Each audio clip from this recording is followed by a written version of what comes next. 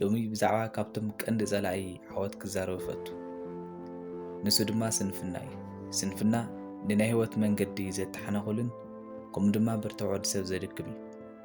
ስንፍና ኩሉ ግዜ ጽባሕ ክጅምር ዝብል ምእመን ሓሳብ ኣለዎ። ከምኡ ብምዃኑ ድማ ሕልምታትካ ገና ከይተወለዱ ይሞቱ። ስንፍና ከምቲ ሓደ ኣገዳሲ ኣኼባ ከም ዘለካ ክትፈልጥ ከለኻ ክትጸንሕ ዘእምን ዓርኪ እዩ።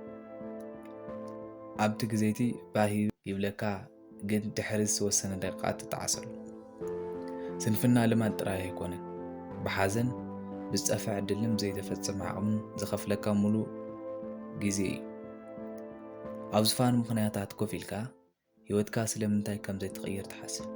ኣብዚ ከሎ ዕዉታት ሰባት ኣብኡ ኮይኖም ይሰርሑ፣ መስዋዕቲ ይኸፍሉን ከምኡ ድማ ሽልማት ይረኽቡ። ሎሚ ንስንፍና ንቀትሎ ኢና። ከምቲ ዘይተደለየ ጋሻ ኣብ ህይወትካ ትሰጉግ ንስንፍና ተዘውጊድካ ንሱ ንመጻእኻ ክወግዶ እዩ። ሰባት ብዙሕ ግዜ ምስጢር ዓወት እንታይ እዩ ኢሎም ድማ ይሓቱ።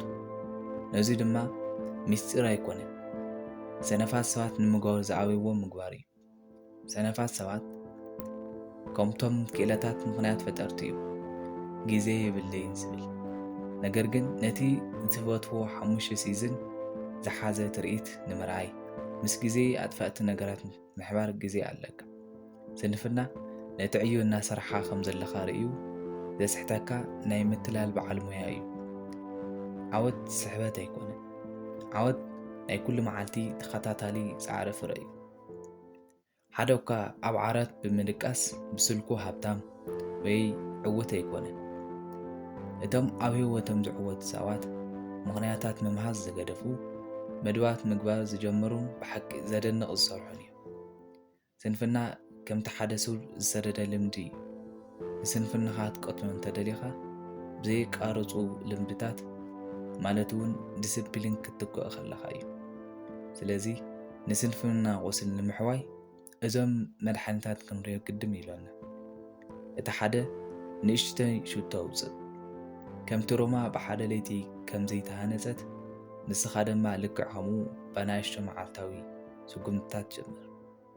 እቲ ካልኣይ ድማ ብፃዕረኛታት ሰባት ክበብ እዩ። እዚ ድማ ሓደ እንስማዕምዐሉ ኣባህላ ኣሎ። መን ምዃንካ ክነግረካስ ምስ መን ከም ትውዕል ንገረኒ ዝብል እዩ። ምስ 5 ሰባት ግዜ እንተደኣ ኣሕሊፍካ መበል 5ይ ሰነፍ ክትከውን ኢኻ።